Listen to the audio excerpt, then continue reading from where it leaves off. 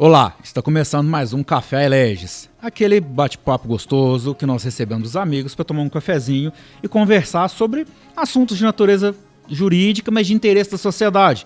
Não só aquele assunto muito jurídico, muito de interesse só dos advogados, né? Aqui a gente reúne, bate um papo, toma um café e traz informação para você. Eu sou o Jefferson. Camila, apresenta a nossa convidada, chama a turma aí para esse episódio que hoje vai ser muito interessante, hein? Olá, Jefferson. Olá. Olá a todos, sejam muito bem-vindos. Estamos começando aqui mais um episódio do nosso podcast. Como o Jefferson falou, aqui é um bate-papo bem descontraído, levando conhecimento jurídico, porém com uma pegada bem leve, de entendimento para todo mundo. Então, seja muito bem-vindo. Hoje nós estamos aqui com uma convidada muito especial. Queria apresentar para vocês a Laís. Oi, Laís, seja bem-vinda. Muito obrigada. Obrigada a nós por ter aceitado o nosso convite. Eu estou muito feliz em estar aqui, realmente eu feliz mesmo, fiquei lisonjeada com o convite, de verdade. Ai, que obrigada. delícia. Que agradecemos a sua presença, seja bem-vinda. Tá? Obrigada. A mesa de café da Eleges aqui. Ai, que delícia, adorei, já adorei que tem pão de queijo. E é de verdade, viu? Não é cenográfica, É de né? verdade, não quebra o dente não, tá? Pode comer, toma um cafezinho, sinta-se à vontade. Muito obrigada. Inclusive, eu já estou preparando o meu aqui. Depois eu quero ver. Não, só uma adenda, hoje eu ainda vi uma pesquisa que o pão de queijo foi eleita a terceira melhor companhia pro café. Não sei se vocês viram isso no mundo Gente, inteiro. qual que é a primeira? Pra mim é a primeira. Não, só o queijo, sozinho. Então, aí na minha cabeça eu penso, o primeiro é o café, o segundo é o queijo. Não tem outra coisa, não. tem Eu tô como. tentando pensar nos outros dois itens aí. Assim, essa pesquisa só tem relevância se realmente o primeiro for o café, o segundo for o queijo. Fora isso, tá tudo errado. Mas vamos lá. Ou não foi feita por mineiro, né? Entrevistar a pessoa errada. Laís, vamos lá, mas conta um pouquinho pra gente quem é a Laís. Ai, eu sou Laís, né? Mas peraí, a gente quer saber a vida pessoal também. Ai, não gente. vem só com o profissional, não, né, gente? São 25 anos de muitas histórias. Ah, tá jovem ainda, que gracinha. Eu sou Laís, eu tenho 25 anos. Eu não sou mineira, eu sou paulista, apesar de que eu amo pão de queijo, então eu acho que meu sangue mineiro corre forte aqui. Eu nasci em Santo André e vim pra Minas estudar, novinha. Formei e vim pra Alfenas. Minha família é daqui de Alfenas, por parte de mãe. E hoje eu estou aqui em Alfenas, advogando. Já tem 1 ano e meio de advocacia, 2 anos de formada. E tô tocando minha vida aqui em Alfenas. Ai, que delícia. Mas a sua família mora aqui também? A minha família hoje mora aqui. Sim, quando eu tava no penúltimo ano de faculdade, os meus pais mudaram pra cá, minha irmã já morava aqui. Aí, quando eu formei, eu já vim direto pra cá. Todo mundo foi picado pelo mosquitinho, né? Ah, não, o mosquitinho do Mineirês aqui, ele não tem jeito. Não tem como. Gente, não tem como. Isso aqui, você senta aqui, você come um pão de queijo, você termina falando O uai. melhor lugar do mundo. Minas não adianta. Respeito, eu adoro, mas sou bem barrista aqui. Mas você formou não em Alfenas? Não, eu formei em Passos. Formei na UENG, a estadual de Minas. Pertinho aqui, dá 1h30, 1h40. Inclusive, só cortando ali, eu morei em Passos, adoro Passos, um beijão pra todo mundo lá, tem muitos amigos lá. Realmente, nossa, Passos também, terra boa. Lá é Quente, gostoso. mas boa. Quente, tomar um chopp ali na avenida, lá eu esqueci o nome. Lá no Pintado Exatamente. Então um abraço, eu tenho muito amigo lá em Passos, mas devolvo a palavra pra Laís aqui, que eu vou falar mais do que ela. E eu formei em Passos, né? Como eu disse, tem 2 anos. E realmente Passos, cidade maravilhosa. Você aceita um cafezinho? Por enquanto não. Tá. Mas obrigada. E é isso. E agora eu tô aqui, advogo na área previdenciarista, né? Que é do INSS. Essa parte do INSS é minha paixão. Na verdade, desde a faculdade, Então, a área que você atua atualmente é previdenciário. Isso, previdenciário. É o INSS, especialmente o regime geral, né? Quando a gente trabalha no INSS mesmo, porque tem o regime próprio dos trabalhadores que são servidores públicos e tem o regime geral, que é do INSS, onde é minha atuação hoje. Mas o que te fez se apaixonar, assim, pelo previdenciário? Conta pra gente. Porque sempre tem, né? Alguma coisa que faz a gente pegar um amor ali, né? Às vezes um inconformismo, às vezes um caso que aconteceu na família. Então, assim, aí eu posso emendar a pergunta da Camila, né? O que fez, assim, despertar o amor pelo direito o interesse pelo direito, e aí o que aconteceu para que os caminhos da vida fossem pro lado presidenciário? Como eu disse, eu sou de Santo André. E o meu pai é metalúrgico, e ali em Santo André essa questão do direito do trabalho é muito forte. Santo André, São Bernardo, ali a questão do direito do trabalho é muito forte. Então, a princípio, eu achei que eu iria para o direito do trabalho. Então, eu entrei na faculdade. Por que eu fiz direito? Não sei, eu acho que eu sempre tive aquele negócio. Eu sabia que eu era de humanas. Na época, eu havia passado para relações internacionais na minha cidade. Que legal! Que chique. Só que quando eu passei para direito, eu achei que poderia me abrir mais caminhos. E, de fato, hoje eu percebo que eu fiz a escolha certa. Então, eu também tinha passado numa universidade pública aqui. Era próximo de um ponto de referência, que era Alfenas, né? Porque minha irmã já morava aqui. E aí, eu acabei vindo fazer direito. E durante a faculdade, quando eu tive meu primeiro contato com o direito do trabalho, que eu imaginava que seria aquela paixão, estava bem na reforma trabalhista. Ah, tá. E a minha professora, maravilhosa, quando ela estava dando a parte introdutória, ela era realmente, assim, estupenda. Mas eu não sei o que aconteceu com a reforma, que ela chegava na hora, ela falava assim, gente, isso aqui tá mudando. Desiludiu ela. Isso aqui tá mudando. Ela ficou desiludida. E aí, Sabe aquelas coxas de retalho que é tudo emendado ali, isso costurado? aqui tá mudando. E aí, acabou que eu não entendi muito bem o que tava acontecendo. Então vamos embora pra casa. Isso. Foi bem assim.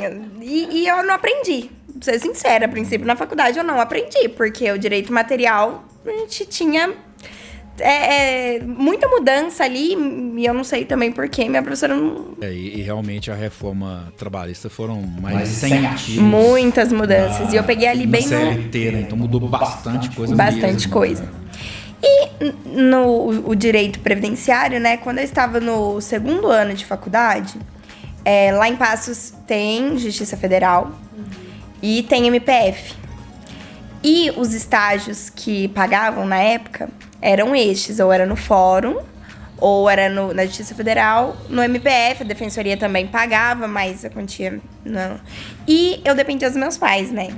Então eu precisava no estágio que pagasse.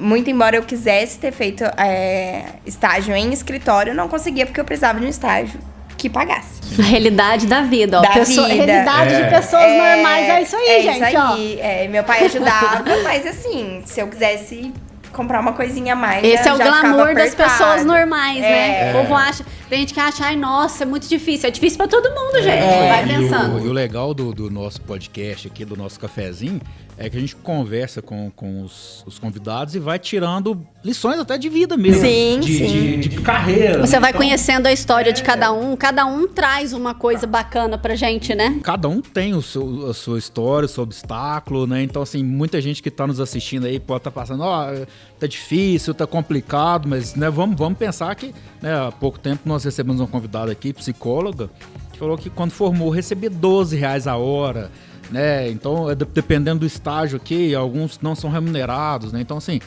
serve até de dica para quem está nos assistindo, quem é estudante de direito, por exemplo, que às vezes está naquela ânsia de formar e ficar rico. Calma.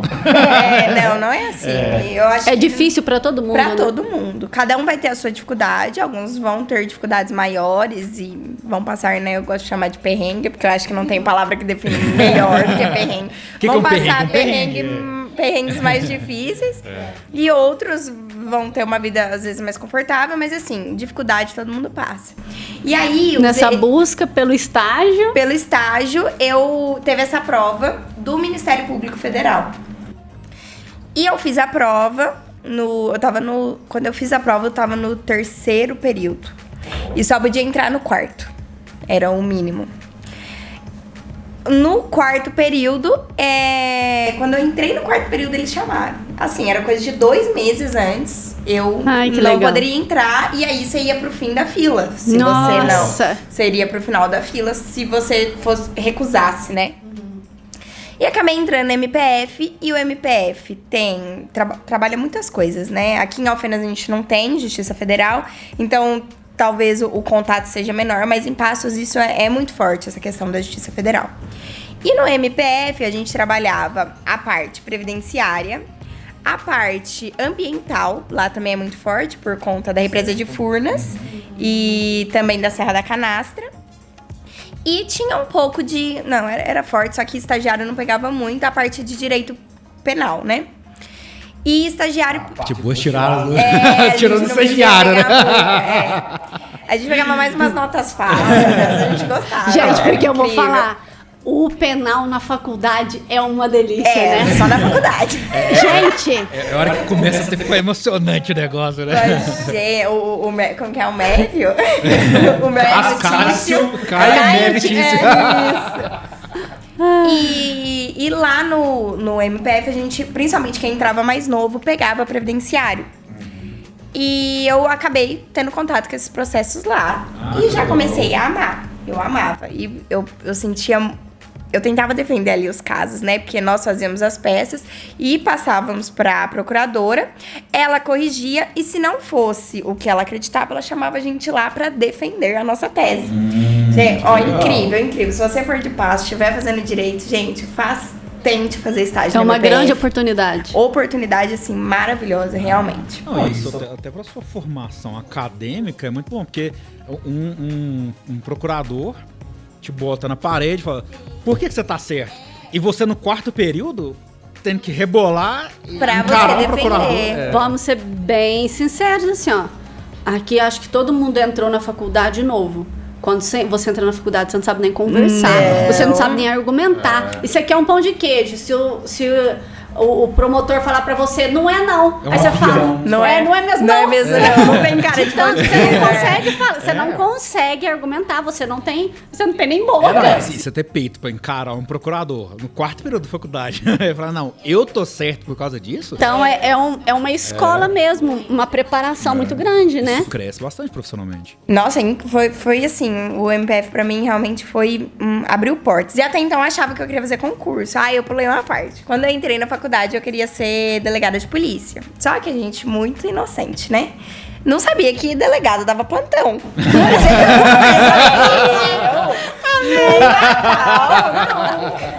Essa é boa, essa Aí é eu boa. desisti. Não, mas eu entrei crente, eu não sabia. Adorei, né, isso? Eu não sabia, gente, que eu que falou, dava sai plantão. Fora. Eu falei, Adorei. não é pra mim, não. Porque no ano novo, tô fora. Aí lá, eu ainda achava que eu queria fazer concurso. Só que nessa rotina de todo dia, o mesmo horário, eu percebi que não era bem aquilo. Mas ainda não tava muito claro que não era aquilo ali, né? E aí, depois, quando eu fui chegando no final do estágio, também já começou o Bolsa do E. Mas você, nesse estágio, você atendia o público, então? Não, já? não, era só interno. Só interno. Só interno, Só a gente passavam só pra fazia vocês. isso. Você ainda não tinha tido essa experiência de atendimento ali, pessoal? Não. Lá no MPF chegava as peças e a gente dava o parecer. Entendi. A gente concordava ou não com qual parte. Entendi. E aí foi chegando no final do meu estágio, de novo o bolso começou a pesar, porque eu ia ficar sem estágio, ia ficar sem dinheiro. Prestei pra Justiça Federal e passei. Aí me chamaram. Bravo mesmo, hein? Tá doido. Não, gente, ó, tem um negócio que... ó, Passou no MP e passou no Justiça isso Federal. aqui ué. faz a gente estudar de noite. E o estágio pra mim era realmente muito importante. Eu precisava, assim. E aí eu acabei passando no MPF, na Justiça Federal, e entrei na secretaria. E aí lá na secretaria aprendi um pouco dessa parte de processo. Porque lá no MPF a gente só via o que chegava pra gente, Olha né? a Dava uma importância. olhada, mas Olha a importância de você fazer estágio, gente. muito. Você pega, por exemplo, os dois lados. Então, no MPF você pegou mais o direito material e na Justiça Federal você pegou o direito processual. Então, Isso, foi muito bom pra eu aprender como que funciona, né, realmente, como que acontece uma secretaria, né, como funciona. Tipo assim, o meu parecer chegou aqui, e agora? Agora, pra onde ele vai? porque pra mim parava ali, né, no máximo, depois se tinha um recurso, alguma coisa voltava, a gente acabava. E só a título de curiosidade, já chegou em você depois parecer seu? Né? É muito... Não, esses dias pra trás, muito engraçado, eu ainda peguei um processo físico. Eu, como advogado, eu peguei o processo, olhei a letra e falei, peraí, eu conheço essa letra? Eu que autuei o processo. Deixa Bati eu o carimbo. Então deixa eu só Daí, contar assim. pra vocês que já não tem processo físico Eu há sei porque- anos. Processo físico é papel. Tá? Exatamente. Pra quem não sabe, processo fica papel, tá? Faz um tempo dia que já existiu. não tem papel, tá, gente? Então, Entreguei. mas e aí? Aí você já estava nesse atendimento? Isso, aí eu de comecei a atender secretaria? advogados ali e ver a atuação da advocacia. Foi meu primeiro contato com a advocacia ali no balcão de secretaria. E por sorte, não sei dizer a palavra, passado um tempo, alguns meses de secretaria, eu fui chamada para ir pro gabinete. E aí ali, falei, é isso aqui mesmo que eu quero. Porque eu comecei a ter audiência, a fazer audiência. E também só previdenciário, lá estagiário só faz previdenciário. Isso, o sangue ferve, né? Aí que é bom. Nossa. Olha, ela falando isso é onde eu falo, assim, a gente até conversou sobre isso. Pra você ser advogado, você tem que gostar de pessoas. Aí Sim. você começa a ter contato com pessoas, Com você pessoas. se compadece da dor do outro. É aí que você fala, cara, eu preciso trabalhar com isso, eu preciso ajudar. Ajudar, exatamente. É esse o ponto, assim, né? Você saber que aquela pessoa, ela tem o direito, mas ela não tem o conhecimento que leva até o direito, às vezes, né? E aí, nesse limbo que ela perde, algo que é dela. E Você é vê isso a que eu pessoa acredito sendo muito. lesada, né? Você fica... Exatamente. Te dá uma raiva que você fala, olha o que estão fazendo com essa pessoa. E porque ela não conhece, né? Pela falta do conhecimento. E eu acho até muito interessante a questão do podcast e a questão de gerar conteúdo de forma simples, para que as pessoas... É claro que o trabalho final, ele vai acabar caindo na mão do advogado, né? Porque a gente tem que ter essa técnica... Ela é imprescindível na hora do processo mesmo. Precisa ser defender técnico, bem, né? O sim. trabalho é A gente técnico. precisa conhecer, de fato, a fundo o direito. Mas se a pessoa não souber que ela pode, pelo menos, buscar aquilo ali, ela não... calada muita coisa. Exatamente. Eu acho isso importantíssimo. E aí lá eu comecei a ter contato com as pessoas. Nas audiências, assim, e ver os casos. E lá é muito rural, né? Aqui em Alfenas também a gente tem bastante esse público rural. E você vê as pessoas contando a história. E... Ai, gente, era de arrepiar, de verdade. Porque... E eu também tive um chefe muito bom, um juiz que realmente olhava e falava... Muito esse humano. é humano. Ele era muito humano. Muitas pessoas tinham... eu acho que era o que mais mexia comigo. As pessoas tinham problemas auditivos. E elas falavam, eu não consigo te ouvir. E ele levantava. Ele abria pro advogado falar pra pessoa. Às vezes a pessoa não conseguia entender o que ele dizia. Ou às vezes ele tinha o tato de saber que a pessoa estava tão nervosa, que aquilo ali não é... ela disse aquilo ali, mas é porque ela entendeu errado. Ele tinha esse tato. E eu achava muito... E às vezes eu via advogado deixar passar. E aquilo me doía. Porque eu acho que nosso papel, né, como advogados, é ali naquela situação falar, excelência. Mas eu acho que ele não compreendeu a pergunta. É que às vezes, assim, ainda mais um público, uma pessoa muito humilde, simples, chega na frente do juiz, fora, aquela coisa, fica nervosa. Muito nervosos. E eu acho que o previdenciário, depois a gente vai entrar um pouco mais nesse assunto, mas o público, o cliente do previdenciário, de modo geral, ele já é um cliente muito igual você falou, tem muito da área rural. São vários, você tem clientes dos vários tipos de níveis sociais. Então, às vezes, um cliente ali que tem um nível social mais simples, ele, igual a Laís falou, todo mundo ali, o advogado, o juiz tem que ter um tato muito especial, até com a forma que você fala com aquela pessoa, que senão ela não vai te entender. Ela não vai te compreender. E tem muito isso, né, Laís? Sim, muito. Nossa, nas audiências é o que a gente mais via ali. Porque quando a gente tá ali no papel... a gente não tem noção do humano, né? E aí, quando você vê... Nossa! Muito diferente. O papel conta... Ele cabe o que você escreve, né? E você contar a história de uma pessoa também é algo muito delicado, porque às vezes passa aquilo. E eu gostei muito de ver a atuação de alguns advogados ali, que tinham a firmeza de, às vezes... não enfrentar, né? Mas assim, de falar, olha, ele não entendeu, né? Você tá ali pra defender o seu cliente. E às vezes é simplesmente você realmente falar desse ponto. Ele não conseguiu entender, excelência. Pode repetir? E alguns deixavam passar, não conseguiam. E eu me vi ali. Eu me vi ali naquela situação. E eu falei, nossa, eu acho que ali eu caio. Aí foi ali que você se apaixonou. Pela advocacia. Uhum. Aí eu vi que eu queria advogar. E aquela também questão de gabinete, de chegar, de ficar muito sentadinha num lugar só, aquilo ali não me empolgava. E você também, nesse período, você já viu também que você tinha uma certa tendência pro previdenciário também. Você já começou a gostar mais desse, né? Desse nicho. Eu gostava e eu acabei adquirindo, né, conhecimento ali, mexendo nos processos. Então eu falei, se eu estudar, eu acho que eu já não parto do zero, né? Já tenho uma base. Já tinha experiência. Né? Já tinha uma base. E aí, quando eu formei, eu já desisti. Já começou a atuar. É isso que eu quero mesmo. E comecei a estudar mais, porque previdenciário, aliás, todas as áreas, né, gente? Mudam todos os dias. E ali eu dei seguimento nos estudos. Que interessante. Uma história muito boa aí pra nós, né? Laís, mas então, puxei essa pergunta aqui antes um pouquinho. O cliente do previdenciário, ele tem mais ou menos uma faixa etária ou são todas as idades, assim? Ou tem mais ou menos um público específico que você trabalha? Depende muito do benefício. Cada benefício tem, sim, sua faixa etária. Nos benefícios, isso é bem discriminado, assim, os públicos são bem específicos. Mas a gente tem vários benefícios, né? Então, por exemplo, se a gente pega um LOAS... Normalmente...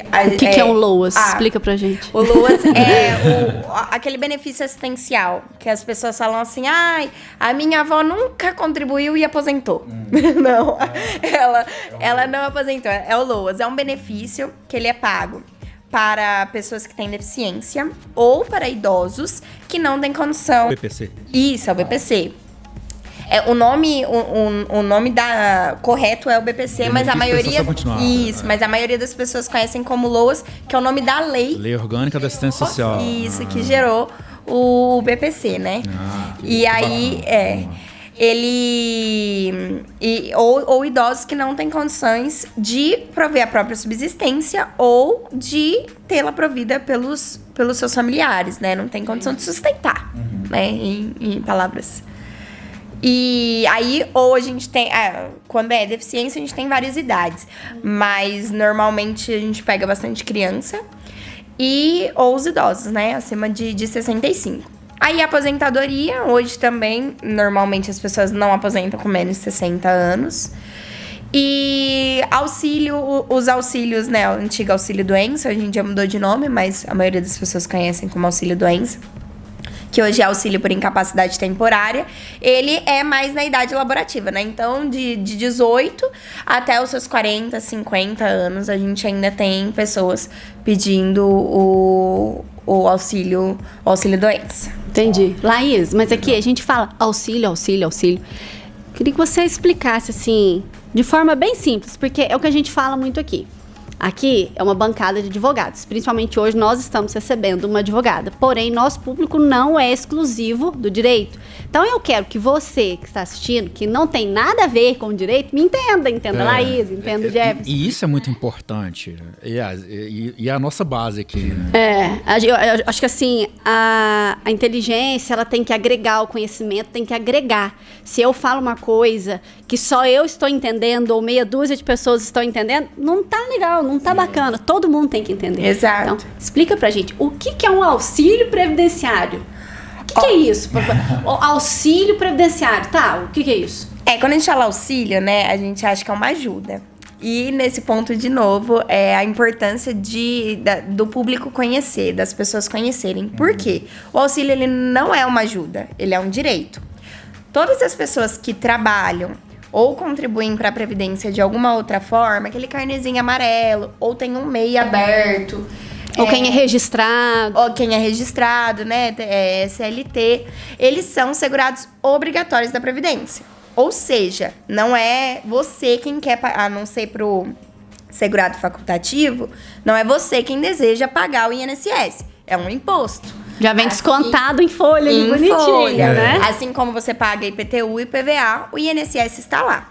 E por que o INSS existe, né? A Previdência existe. A história da Previdência, ela é muito antiga, mas pra gente resumir, né? Em resumo, a Previdência existe porque quando a pessoa ela está numa situação em que ela não consegue mais trabalhar, alguém tem que sustentar ela. E este alguém é o Estado. Só que pro Estado sustentar todo mundo sem receber nada, essa situação, a conta não fecha. Então, por isso que a Previdência, ela é obrigatória. Você todos os meses tem que pagar a Previdência Social. Se você trabalha, como a Camila disse, já é descontado. Mas, se você não é registrado, você paga por outros meios. Mas todo mundo tem que pagar. E este auxílio, quando a gente tem algum fato que impeça essa pessoa de trabalhar, seja a idade, seja uma doença, ou quando a pessoa morre, ela gera um pagamento, o Estado devolve como um seguro este valor em forma de auxílio, de pensão, de aposentadoria. Então, é uma poupança que você faz ali pro governo e no final o governo te devolve. Por isso que eu falo, não é ajuda, é direito. Se você contribuiu... Tá te devolvendo o que você pagou o que a vida você inteira. Exatamente. Em resumo, né? Exatamente. Como que é bom desembaralhar o direito, muitas vezes, né? Então, às vezes, a gente tem uma noção de um trem totalmente embaralhado ali e é bom trazer os especialistas aqui para ajudar a gente a alinhar esse trem, né? Exatamente. E aí, os auxílios são para isso, para quando a gente tem algum fato danoso, né? O Estado cobre aquilo ali com dinheiro que já foi pago. Uhum. Aí, dependendo da situação, até a pessoa, a partir do momento que ela recebeu até quando ela falecer ou por algum período, né? Tem essas situações também. Depende da situação, depende do benefício que essa pessoa vai tá buscando, né? Tá buscando no INSS. Então, já entrando aqui um pouquinho, né, no nosso assunto, né? Queria te perguntar sobre um benefício específico, auxílio, que ele é meio polêmico, assim. Hoje aqui, ó. Hoje eu quero pão de queijo com pimenta. Taca pimenta nesse trem aqui pra mim. Já deu até um calor. Eu te perguntar que, assim, e realmente eu percebo que é muito... A falta de informação leva a gente a tomar decisão ou então formar um pensamento equivocado. Né? Principalmente no que diz respeito ao direito.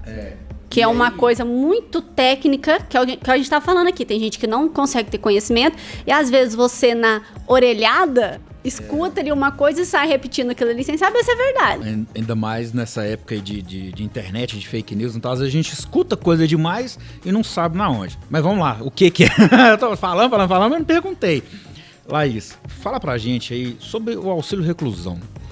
O que ele é, pra quem que é. Então, assim, muita gente, eu tenho certeza que levantou da cadeira agora. Que assim, a gente... perdão. É que a gente escolheu hoje 2 auxílios, porque tem milhares de auxílios. Não, tem diversos auxílios. Então, não dá pra gente falar sobre todos, mas a gente escolheu 2 aqui, que são situações complicadas que as pessoas entendem muito errado, né? E o primeiro aqui é o auxílio reclusão, que ele é complicadíssimo. Bem complicado. O que é o auxílio reclusão? Quem tem direito, quem não tem?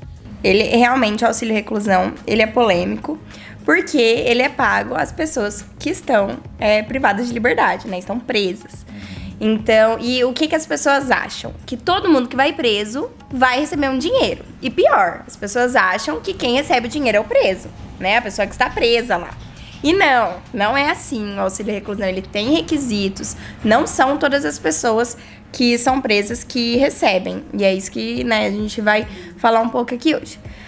O auxílio reclusão, ele só é pago para quem contribui para a Previdência Social antes de ser preso. Então, para você receber o auxílio reclusão, você tem que contribuir para a Previdência Social. Na data que a pessoa for presa, ela tem que estar contribuindo? Não necessariamente estar contribuindo. Ela pode estar sim. também, tem o período que a gente chama de período de graça. Hoje tem carência. Antes não tinha, mas hoje a gente tem carência. E eu acho sim que este é um requisito importante, você ter a carência. Para quem não sabe, a carência é um período mínimo de contribuições que você tem que ter ali para receber algum benefício. Não são todos os benefícios que têm carência, mas a maioria deles tem. Então, por exemplo, a aposentadoria, a carência mínima é de 15 anos, que a gente fala. Então, você tem que ter pagado durante 15 anos, senão você não tem direito. Isso, exatamente. E hoje, o auxílio reclusão, ele tem a carência. E além da carência, você não precisa estar contribuindo quando você vai preso.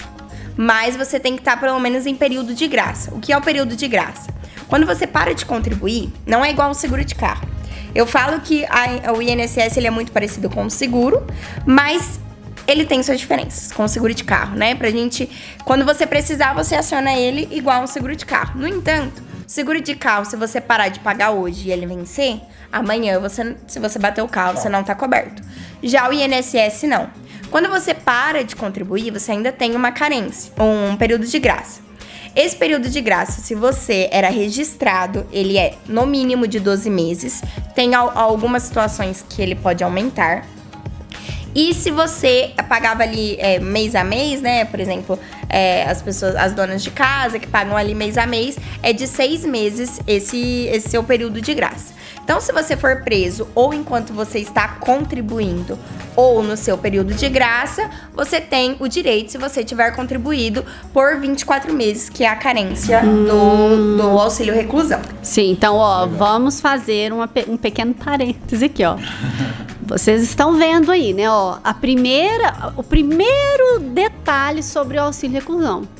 Não é todo mundo que recebe, gente, porque eu acho que um equívoco muito grande que as pessoas cometem é de achar que toda pessoa que foi presa vai receber auxílio reclusão. Não é Aliás, assim, né? Não é um número tão alto assim de pessoas que... Eu não tenho a porcentagem, mas não é um número tão alto de pessoas que recebem auxílio reclusão, não.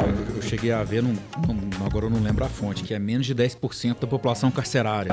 Olha isso, é uma quantidade mínima, né? Uma quantidade muito pequena. Só que muitas vezes, é o que eu falei, as pessoas, principalmente coisas técnicas, a pessoa vai na orelhada e, ai, nossa, olha o auxílio reclusão. O Estado financiando criminalidade.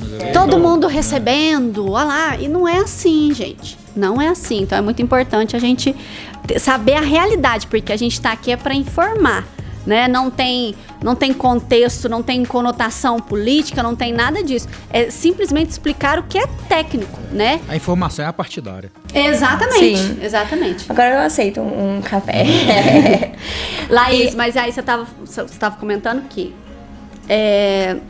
tem a carência e a graça, a pessoa se enquadrou naquilo ali, ela tem o direito. Mas quais são os outros os requisitos? Outro ponto que as pessoas se confundem muito, né, como eu disse, é que o auxílio reclusão, ele é pago ao preso. Gente, não é. Não teria nem como ele movimentar esse dinheiro lá dentro, né? O auxílio reclusão, ele é pago aos dependentes do preso. E quem são os dependentes do preso? Pode ser um filho, uma esposa, a parceira, né? Ou o parceiro que morava com ele não necessariamente precisa estar casado. Às vezes um pai, uma mãe pode vir a receber, sim. E até mesmo um irmão, se for menor de 21 anos e dependente ou inválido, pode receber este benefício. Mas ele é pago ao dependente. A pessoa que está encarcerada, ela não toca no dinheiro. Quem faz o requerimento são os próprios dependentes que fazem esse requerimento. São os próprios dependentes, porque esse dinheiro vai para manter a falta daquela pessoa que trabalhava. Então, o pensamento é este: a pessoa mantinha a casa antes de ser presa, e aí ela foi presa, né? Não consegue mais gerar renda, essa família perdeu a fonte. Então, o auxílio reclusão é neste sentido. Ele é pago ao dependente, para a subsistência do dependente. E um outro requisito importante que as pessoas também não sabem, e este ano até teve uma fake news envolvendo isso, é que a pessoa ela tem que ser considerada baixa renda. Então, uma pessoa que ela tem um salário alto, se ela for presa, ela não tem o direito. Então os colarinhos brancos da vida. Não recebem o auxílio reclusão. Eu não sabia. Todo ano, o governo, ele lança uma portaria e ele fala quem é baixa renda. E essa portaria muda a cada ano este valor. E aí, no começo do ano, saiu até uma notícia que auxílio reclusão tinha subido para, acho que 1.720. Acho que era este o valor na época. E aí a galera pira, né? Porque salário, o não sei salário o quê. mínimo, quem trabalha não recebe isso. Olha o salário mínimo e o preso recebendo R$ 1.700. E não. Este valor é para considerar quem é baixa renda.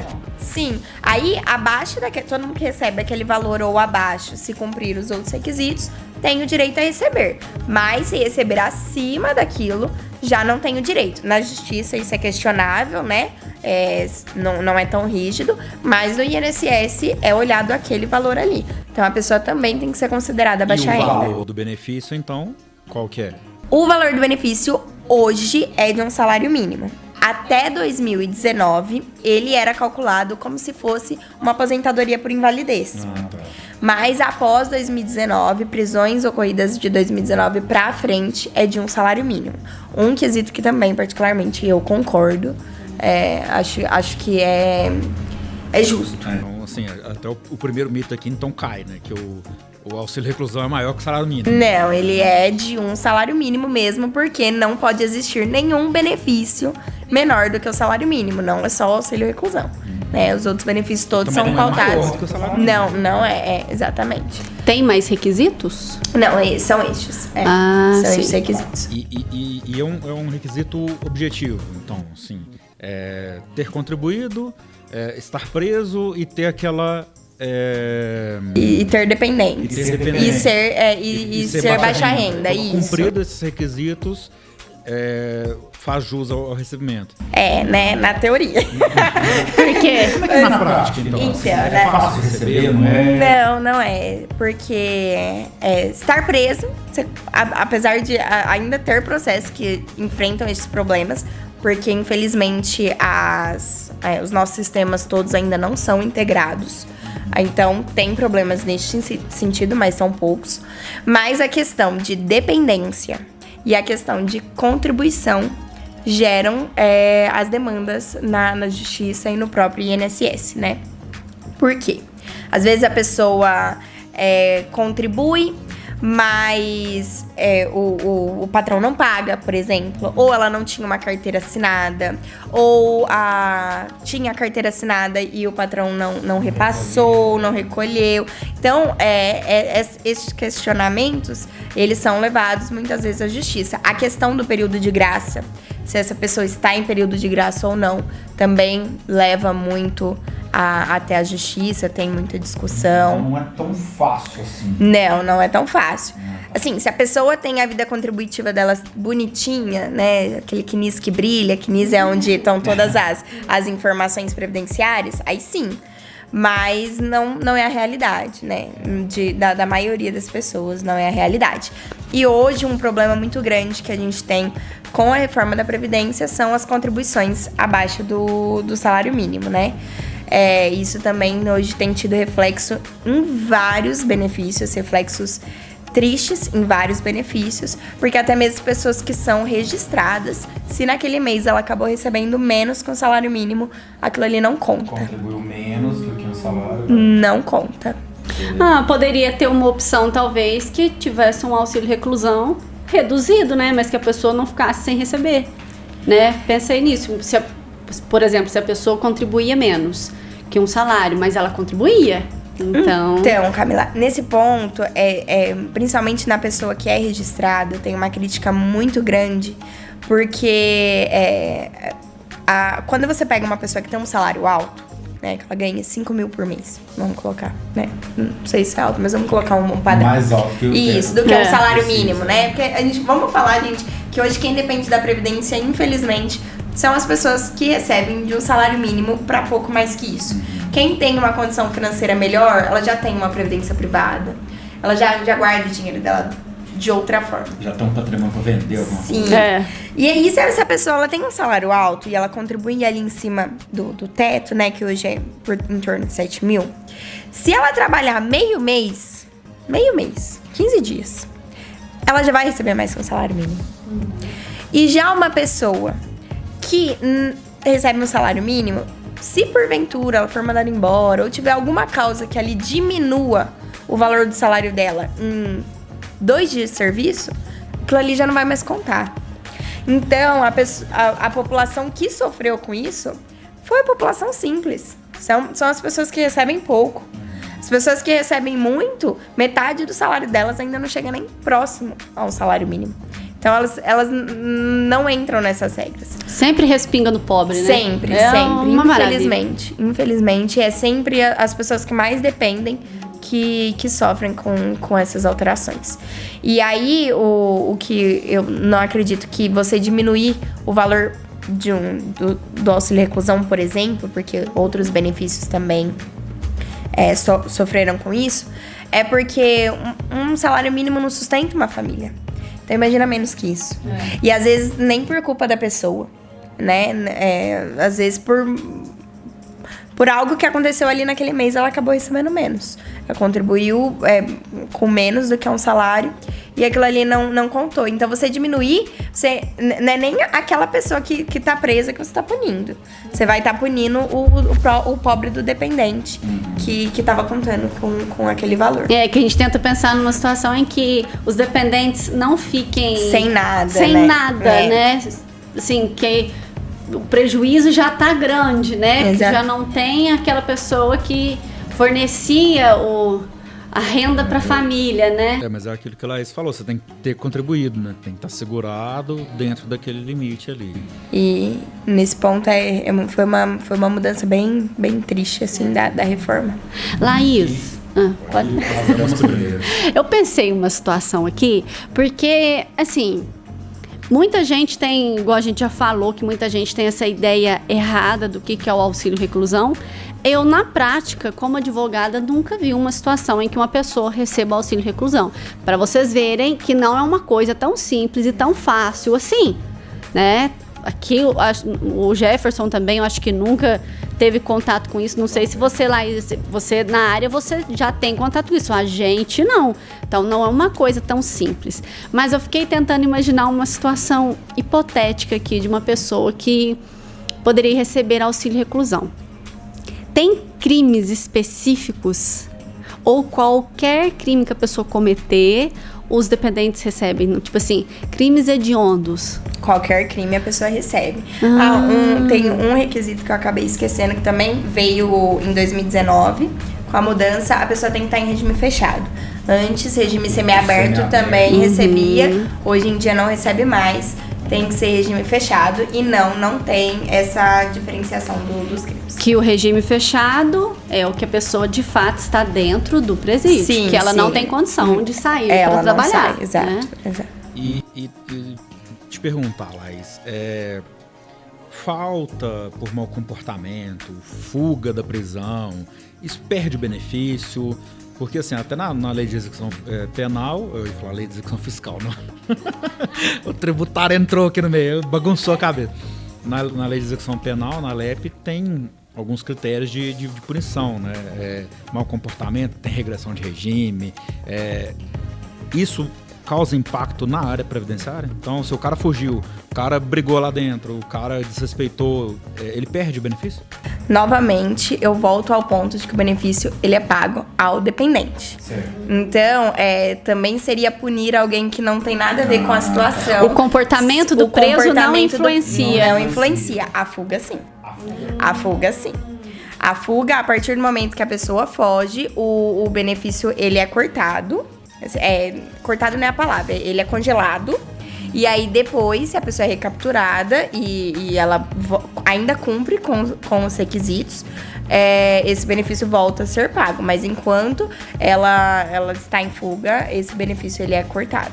Porque a fuga, pela lógica, se a pessoa saiu, não está presa, não está presa, tem que trabalhar. Exato. Tá. E até um caso, esse caso é muito bom. Quando eu tava no MPF, a gente pegou de uma pessoa que ela tinha sido presa. E aí ela fugiu. Só que durante o período de fuga, ela trabalhou.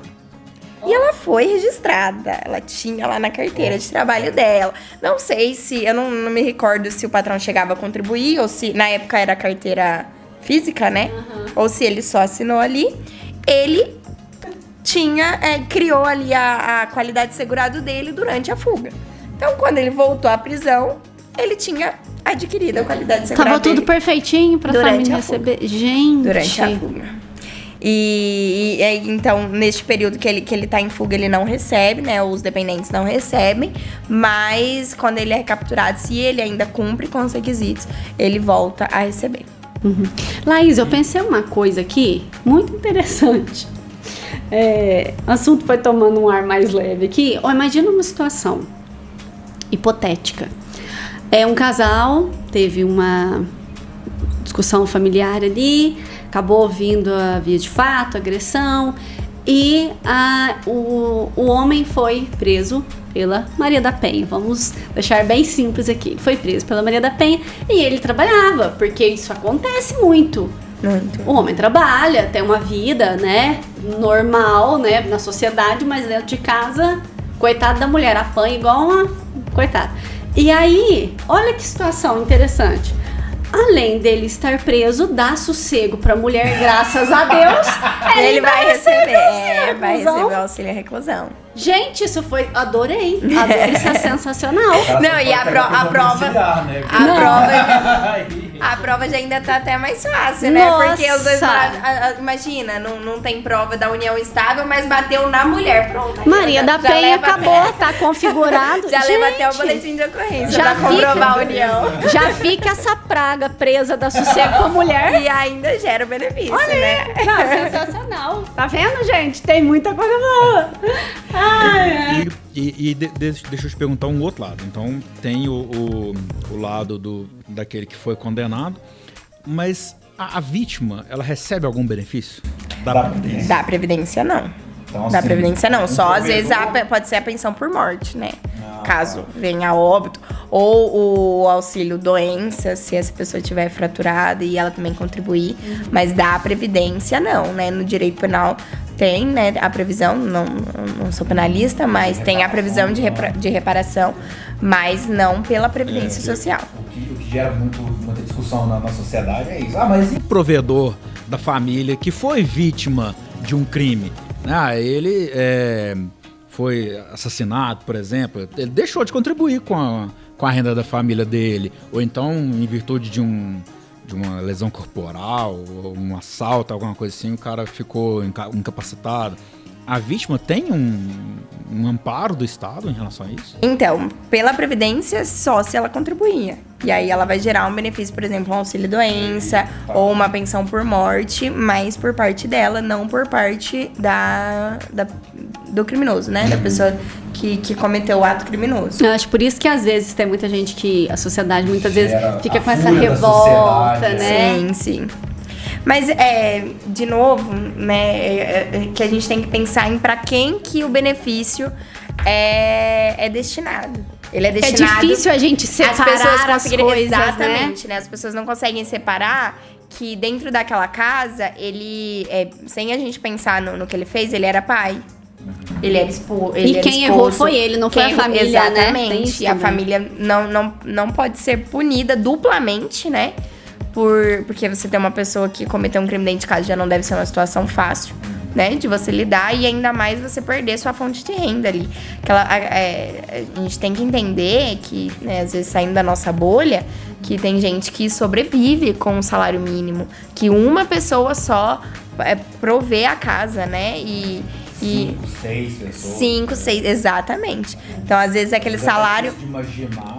Não, e que são aquelas situações assim, é o que a Laís falou. Não é a nossa realidade, graças a Deus, mas tem muita gente que vive, que também é aquela situação. O cara registrado, a empresa que ele trabalha, muitas vezes, ele ganha cesta básica. Sim. Então já é muito custo familiar, já tá naquela A cesta pessoa- básica ali, gente. exatamente. Aí o cara foi preso, já não tem nessa cesta básica mais. Você já, né? Gente, é complicado. Sim. É complicado, não é fácil não. Não, Né? de jeito nenhum, né? Então tem essa suspensão do contrato de trabalho ali, deixa de É, receber. então, complicadíssimo. Tem mais algum detalhe sobre auxílio reclusão? A gente pode pular pro próximo. A gente pode passar pro próximo, né? Tem alguma coisa que você queira falar mais? Não, ou já tá... eu acho importante frisar que tem requisitos, né? É realmente um benefício que gera muita discussão, é normal, né? Mesmo porque a sociedade, e isso é algo normal do ser humano, a gente tem a repulsa pelo crime, né? E isso é bom que isso aconteça, porque senão também ia virar uma Babel. Mas a gente tem que entender para quem ele é destinado, né? Quem que é o destinatário final. E que isso a pessoa pagou, ela contribuiu por aquilo ali, né? É um benefício que ela tá recebendo e ela contribuiu para a Previdência por aquilo. E mais uma vez frisando, não é todo preso que Não, recebe. exatamente. Não é pra todo mundo, né? Tá, não, então legal, assim. Então, acho que temos informações... temos informações valiosas aqui, né? Porque acaba que realmente, assim, o direito já é difícil, o direito previdenciário eu acho que é uma área muito difícil, dentro do direito que já é difícil, né? E pra quem é de fora, né, fica assim, nossa, fica mais fácil cair em fake news, né? Então, nossa, meu Deus, auxílio reclusão, o cara tá sendo pago pra cometer crime, esse país... Aí começa aquela bagunça. Então, assim, informações valiosas que nós trouxemos aqui. Então, é importante ouvir o especialista nisso. Então, Laís, dentro desses benefícios aí, um outro também que causa bastante dúvida é a pensão por morte. E ele teve alterações agora, recentemente também. Eu vi que ficou bem complexo. Eu já acho difícil, ficou mais difícil ainda. Então, esclarece pra nós aí o que mudou, como é que como é que não é. O que é a pensão por morte, né? Pra quem que é destinado, como que funciona? A pensão por morte, ela é paga aos dependentes da pessoa que era segurada da Previdência Social. Os dependentes são os mesmos dos que a gente já comentou ali no auxílio reclusão, né? O filho menor de 21 anos, a esposa ou companheira, pode vir a ser o pai ou o irmão, mas em casos excepcionais. Enfim, a destinação é essa, né? Os requisitos, a pessoa ela tinha que ser segurada da Previdência Social, ou estar recebendo algum benefício, né? Estar contribuindo ou estar recebendo algum benefício, ou em período de graça, como a gente também já comentou ali no auxílio reclusão. E ter morrido. Esse é importante. O fato gerador é a morte. A pessoa tem que ter morrido. Fato básico. A morte real ou presumida, né? Ela tem que ter acontecido. E agora uma pergunta, então. Às vezes a pessoa não era segurada, mas recebia o BPC, por exemplo. Faleceu. Não passa. Não passa. O BPC, ele é um auxílio social, ele não é previdenciário. Então, ele não gera pensão por morte. E isso é muito legal, as pessoas e também os advogados que tiverem contato, sempre terem esse cuidado quando receber uma pessoa que é BPC ou que o marido era BPC, porque às vezes a pessoa recebia o BPC, mas ela tinha direito a uma aposentadoria. Então, esse é um olhar clínico que o advogado tem que ter naquela situação, porque pode gerar uma pensão por morte e a pessoa não saber que ela tinha aquele direito. E, às vezes, então, diante de um falecimento, os herdeiros, os beneficiários, se for um BPC, não vão receber. Não vão receber. Mas, às vezes, se a pessoa tinha ali um auxílio-doença que poderia ter sido convertido numa aposentadoria por invalidez, ela...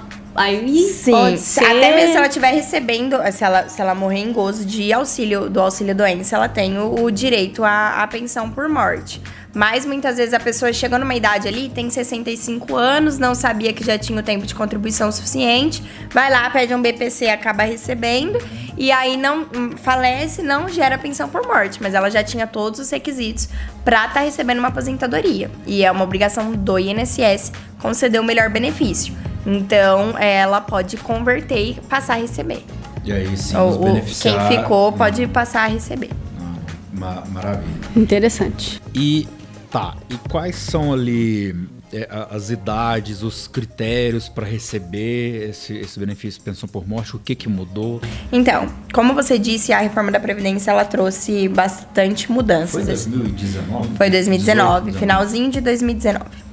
Uma delas... Só uma brincadeira aqui, quem é do direito passou apertado, hein? Reforma trabalhista em 2017, reforma previdência em 2019. Pois é. O CPC de 2015. 2015, o Código Penal também sofreu mudança, né? Que eu lembro que eu tava na faculdade quando sofreu mudança. Então, assim, quem é do direito ali tá... É sempre assim, né? A principal mudança foi no valor do benefício. Porque hoje o benefício ele é pago, ele é 50% do valor que... Ele é 50% do valor que a pessoa receberia se fosse uma aposentadoria por incapacidade permanente. Se essa pessoa não tivesse recebendo nenhum benefício, né? Então vamos lá, vou fazer uma linha que fica mais fácil. A pessoa faleceu, ela era empregada, ela não estava aposentada. Faz o cálculo do quanto ela receberia numa aposentadoria por incapacidade permanente. E ela também sofreu mudanças, então esse valor já é menos por esse primeiro cálculo. E aí depois desse valor você pega 50% e soma 10% por dependente. Então se essa pessoa deixou só a esposa, é só 60% do valor que ele receberia a título de aposentadoria por incapacidade. Isso independente da idade do beneficiário. Não, independente. A idade, ela influi em quanto tempo o beneficiário vai receber este benefício, certo, mas não no valor. E se essa pessoa já era aposentado, é este mesmo cálculo em cima da aposentadoria então, que recebia. Uma conta, né, matemática não é meu forte, mas receberia 100% só se tivesse 5 Exatamente, 5 dependentes. E acima disso, mais 10%. não recebe mais. E já fazendo o limite é 100%. Ou já fazendo uma observação, não vai pensando que o seu marido trabalhava e ele ganhava 5 mil reais. Não vai pensando que você vai receber 5 mil reais de pensão por morte, não. Não. Né? Nem você e nem se tiver todos os vários filhos ali para completar o percentual. Não dá. Não existe. Do quanto contribuía, né? Do quanto contribuía, exatamente. E também como a gente teve essa alteração no cálculo da própria aposentadoria por incapacidade, já na primeira vez que a gente começa a calcular, já dá um baque ali no valor. Uhum. Então, essa foi uma das alterações. Na verdade, foi a alteração mais crítica ali na pensão por morte. Então, se tem um beneficiário, só 60%. 60%. Uhum, E então, às vezes mas tem um mínimo. tem o mínimo de salário mínimo. É o mínimo sim. de salário mínimo. E os beneficiários são esposa, né? Companheira, esposa, filhos. companheira, filhos. Esses são presumidos. Tem ali a certidão de nascimento, tem a certidão de casamento, ou comprovou essa união estável. A dependência econômica, ela é presumida. Certo. Né? Você não precisa comprovar realmente que você dependia daquela pessoa. Já o pai e o irmão, você tem que comprovar. E detalhe, esta sequência, uma exclui a outra.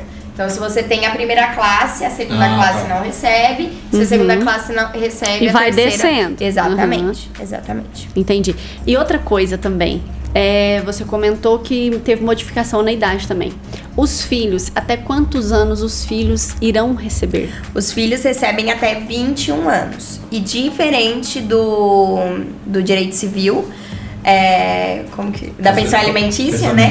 Da pensão alimentícia, se entrar na faculdade, não tem o direito de continuar recebendo. 21 anos olha e o mito, acabou. Olha o mito indo embora. Mais olha um mito aí, caindo porque aqui. Né? várias pessoas têm essa ideia de que a pensão por morte é até terminar os estudos. Terminar a faculdade. É só até os 21 anos. Acabou. Não recebe mais. Fez aniversário, soprou velhinha, tchau. Tchau. Soprou velhinha, soprou o dinheiro. Foi embora. Ô Laís, e outra dúvida. Quem faz esse requerimento? Porque suponhamos ali, a pessoa faleceu, o homem faleceu e ele teve 2 filhos com uma... Olha as hipóteses do direito, porque é o mundo real, essas coisas acontecem.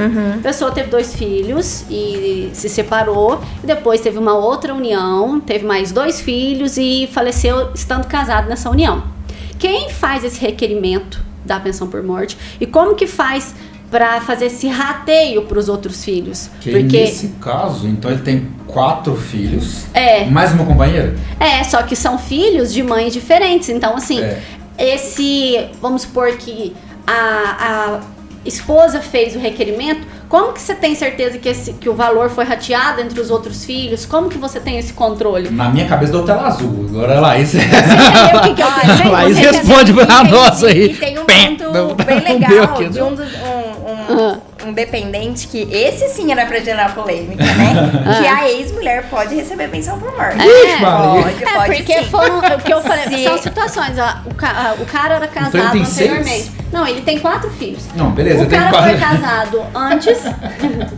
Peraí que eu vou anotar aqui. Matemática era meu forte, não. Meu Deus. O cara foi casado antes e teve 2 filhos. Separou esses filhos, tocaram a vida. Tá, aí ele tem mais 2. E morreu casado com a mãe desses 2 últimos. Então ele tem 4 filhos e mais uma companheira. E mais uma ex-mulher. E a ex-mulher também pode receber? Se ele pagava uma pensão pra ela antes do falecimento, né? Separaram. Aí foi arbitrado uma pensão pra essa mulher também. Pensão de fins alimentícios. Isso, de fins alimentícios. Tá. Ela pode receber.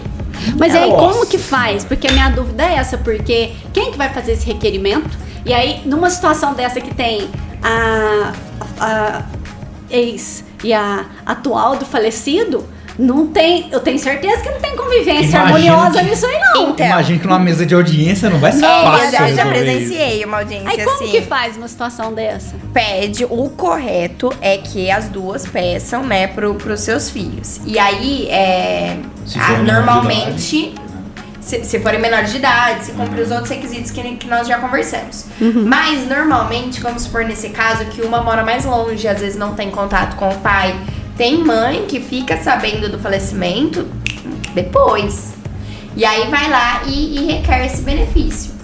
Tem casos que essa pessoa que estava recebendo, e talvez, né, vamos colocar que ela agiu de má fé, mas nem sempre é o caso Ficou também. bem quieta Às vezes lá? ela não sabe, ela ficou bem quieta, que no período entre o requerimento, né, que essa segunda família requer, e até a concessão, ali tá correndo o que a gente chama de atrasados, né? Tem caso de desconto da pessoa que já estava recebendo. Porque o INSS, ele não paga 2 vezes. Porque tem que fazer esse rateio, né? Exatamente. Eu É questiono. verdade. Pra mim Entendeu é a questionável situação? na justiça. Esse é um ponto. Pra mim é questionável, até tem processo nesse sentido. Mas Que interessante. mas Quem acha que o direito é sem graça, pode pô. fazer essa pessoa Tem devolver. emoção. E o INSS tem feito. Tem clientes neste sentido Olha. que o INSS, o pai pediu depois. O pai pediu depois do falecimento, as meninas já estavam recebendo, as próprias filhas já estavam recebendo. O pai foi lá, pediu, e aí entre o pedido e o requerimento, né, e a concessão, que demora, as meninas tiveram que devolver. As meninas tiveram que devolver este valor pro INSS. Interessante. É interessante, porque se você... Interessante e quente ao mesmo tempo. E aí esse valor também, ele aumenta, porque aumenta a quantidade de dependentes, mas ele é dividido. Entendi. vai ser rateado. Vai né? ser rateado. Vai ser rateado. Vai ser rateado. Então, assim, porque realmente nós estamos falando de E- pessoas. E pessoas, muitas vezes, tem essa coisa de, levar uma vantagem ali. Então, Mas- assim, acho que às vezes essa questão de obrigar a devolução do dinheiro é justamente por isso, ó. Uma situação, dificilmente você não vai saber que você tem outros 2 irmãos. Às que vezes não sabe, mas pode acontecer que você sabe, sim, E você ficou bem quietinho. quieto. Pra que eu vou dividir? Eu vou ficar quieto aqui. Mas aí, se você for analisar o que é justo, o que é correto pra todo mundo, então teria que dividir, né? É porque por ser alimentício, né? Por ser um benefício alimentício ali, pra subsistência, a discussão grande é essa, né? Você fazer devolver algo que a pessoa já comeu. É. É justamente isso, né? Não que ela come o dinheiro, mas ela come o que o dinheiro provém. Então, você fazer a pessoa devolver aquilo é uma discussão muito grande. Então, até nesse caso que eu falei do pai, né? O pai, ele tinha completo, pra mim, né? Na minha visão, como advogada da outra parte. O pai tinha condições de ter pedido antes, porque não pediu. E outra, se houve essa demora entre o pedido e a concessão, ao meu ver, é um problema do INSS. Do Estado. Problema do INSS, que ele não consegue analisar em uma semana. É um problema dele, ao meu ver. Problema do Estado. Mas, assim, sim, nesse ponto, sim, talvez seria uma punição até... Não, eu acho que tem que analisar talvez a má fé da pessoa também. Sim. Se você fez de má fé. Sim, a má porque, fé, assim, ela é questionável. Porque o direito é isso aí, ó, já vai dando as discussões, porque eu realmente acho, igual você falou, é uma verba alimentar, mas você não tinha direito, e você sabia que você não tinha direito, e você foi lá e usufruiu de uma coisa que você sabia muito bem que não era sua, e que você não podia pegar. Né? Gente, olha como é que o trem vai pegando desdobramento, né? Nossa Senhora. Vai pensando que no direito, se você for desonesto, não vão te pegar, vão te pegar. Não, a má fé, Vão pegar ela sim. principalmente no judiciário, né, ela é muito importante essa análise da má fé. E nesse ponto até o tema do meu TCC na faculdade, que é quando, não sei se vocês se recordam, quando falava sobre a pensão para amante, né? Se a amante tem o direito a receber pensão. E hoje foi definido que... Mas é porque essa questão... A palavra amante, ela traz coisas que não é a realidade. Não era a discussão em si. Mas hoje em dia, uma segunda união, ela não tem direito de receber, né? A gente vê quem foi ali primeiro. E aí essa pessoa tem o direito a receber pensão. Só que a gente tem que pensar... Talvez não na nossa realidade alfenense aqui.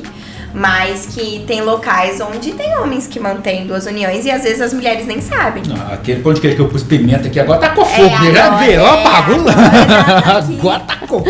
Agora não pode mais, mas assim, pra mim é questionável, porque complicado.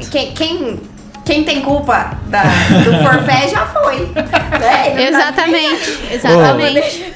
Gente do céu, o 1 mais 1 no direito tá longe de ser 2. Nossa, muito longe de ser 2. Muito longe. Praticamente em todas as situações você tem que analisar se as pessoas sabiam, se teve má fé, se estava confortável, todo mundo sabendo, então vamos levando a vida. Então, você tem que realmente analisar cada situação. Sim. É muito difícil você ter uma opinião preto no branco, assim, do que é tudo. Tem muitos nuances, tem muitos tons de cinza dentro disso aí, né? E então, até cai na sua mesa. Quando você ouve a parte contando ali, você fala, nossa, mas eu nunca tinha pensado que poderia ser assim, né? Porque quando você olha de fora, mas será que não sabia? Como que não sabe? Mas quando a pessoa vem te contar a história dela, aí você fala, nossa, gente. O bom do direito é que muitas vezes você é obrigado a enxergar os dois lados. Isso é muito importante. Isso é. E uma coisa que a gente não pode esquecer, levem isso aí pra vida de vocês. Adultos mentem. As pessoas mentem. Então, infelizmente, tem casos, sim, de famílias que são mantidas por uma pessoa ali e as pessoas não fazem a menor ideia. Exatamente. Né? Justamente, adultos também mentem. E às vezes do nosso lado. Viu? Não é tão distante assim, não. Isso não é uma mentira. Mas, assim, o episódio tá sensacional, Camila. Muito gostoso, Laís. Isso aqui nós vamos conseguir, dessas laranjas aqui, a gente faz mais umas 3 laranjadas, mas assim, o episódio de hoje tá chegando no final já, infelizmente o tempo é curto. Laís, antes de agradecer mais formalmente a sua presença, queria caminhar para o final aqui, e tem ficado característico do nosso episódio aqui, fazer 2 perguntinhas para o convidado. Colocar o convidado na parede. Ai, meu Deus. e perguntar, Laís, do ponto de vista profissional, pessoal, se fosse para você começar de novo, o que você faria diferente e o que você faria igual? Para servir de dica pra gente, pra quem tá nos acompanhando aí. Você pode falar ou da sua vida pessoal ou da profissional, né? O que você fez que você faria de novo e o que você não faria? Servir de dica pra nós aí. O que eu faria de novo, eu teria a mesma coragem. Eu acho que pra gente começar sozinho, vocês já começaram também, né? Hoje em dia eu tô com meu escritório sozinha, ainda tá no começo, mas graças a Deus tá indo. Eu teria a mesma coragem. Eu acho que se eu pudesse falar, eu ia falar, Laís, faz. Vai caminhar, não é fácil, mas vai caminhar. E eu não deixaria por esse medo, o princípio ali, que a gente tem muito medo, né? A gente acha que não vai dar, a gente acha que a gente não dá conta. Eu acho que eu tomaria mais cuidado com quem eu daria o meu conhecimento e o meu serviço. Porque, gente, estudantes de direito que estão formando, prestem atenção nas propostas que são feitas a vocês. Recado valioso. Prestem atenção nas propostas. Vocês têm conhecimento, sim. Se não tiver, busquem ajuda. Mas tenham coragem, assim. Eu sei que a gente, às vezes, tá naquela ânsia de trabalhar e a gente tem medo de começar sozinho. De fato, eu acho que a gente tem que estudar antes de você pegar o caso de uma pessoa. Porque a vida dela ali é como um médico. Só que o médico cuida da pessoa apagada ali, sedada. A gente cuida dela acordada, reclamando, gritando no nosso celular.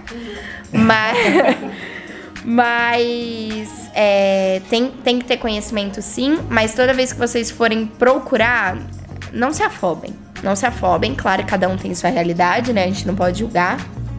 Mas às vezes é melhor que vocês vão para um outro canto, vão estudando ali enquanto fazem outra coisa, do que vocês cederem o trabalho de vocês de graça. Acho que isso eu fiz e não faria novamente. Olha que interessante que ela foi, se não me engano, a 3ª pessoa que falou essa mesma coisa aqui pra gente. Não fazer um leilão da sua profissão assim que você se formar. Exatamente. Né? Outras meninas já falaram exatamente a mesma coisa. E eu não falo de estágio voluntário, não é isso que eu tô falando. Se alguém chegar pra você e falar assim, olha, você quer trabalhar de graça pra mim em troca de conhecimento? Vai. É valioso. É valioso. Você tá trocando o seu tempo em troca de conhecimento. Mas se alguém te oferecer pouco pra você trabalhar, Pensa. Principalmente se for pra fazer o nome dos outros. Exatamente. Acho que é isso. E o que eu faria, eu teria coragem. E procuraria ajuda. Acho que eu seria, como eu fui, aberta. Olha, eu não sei. Não tenha medo de dizer que você não sabe. Não tenha medo de pedir ajuda. Tem pessoas que estão há mais tempo no mercado que você. E isso sempre vai acontecer. Tem pessoas mais velhas que estão há mais tempo na vida. E você pede conselho. Na sua profissão é a mesma coisa. Não tenha medo de pedir ajuda para um colega. Se ele não te ajudar, gente, o karma é dele, não é seu. Quem vai ter que lidar com isso depois é ele. Você pediu. A gente tem que se arriscar mais, né, Laís? Sim, a gente tem que ter coragem. E tem que ter coragem de receber não. A vida é mais não do que sim. E é isso, muito mais. Não, e o que tem ouvir um não? Só que um sim muda a vida. Então, e o que tem? Vai atrás. Gente, um não, é que a gente tem tanto medo do não. É só uma palavrinha, não. Então tá bom, obrigado. Vai lá, vai embora, acabou, gente, já exatamente. foi. Levanta e vambora. Vamos buscar o próximo sim, né? Exatamente. Acho que a vida é disso. Dicas valiosas, conteúdo valiosíssimo hoje, então... Laís, vamos marcar um próximo encontro aqui. Pra falar essa de mais área benefícios, essa área previdenciária, igual eu falei, essa laranja aqui sai muito laranjada ainda. Bacana demais. Tem muita bacana E demais. Laís, muito obrigado pela participação, por aceitar o nosso convite. Os nossos amigos, obrigado por quem nos assistiu, quem acompanhou. E aqui vocês já pegaram, né, o nosso charme aqui. Cada semana um assunto diferente, interessante e muito conteúdo, muita informação para você. Muito obrigado. Até a próxima, até semana que vem. É isso aí, gente. Muito obrigada. Obrigada, Laís. Muito obrigada. Receber você aqui. Eu agradeço demais o convite, gente. Eu realmente fiquei muito feliz. Isso aí, até semana que vem. Entrem no nosso site, conheça nossas redes, conheça nosso canal e até a próxima. Tchau, tchau. Até. Tchau, tchau.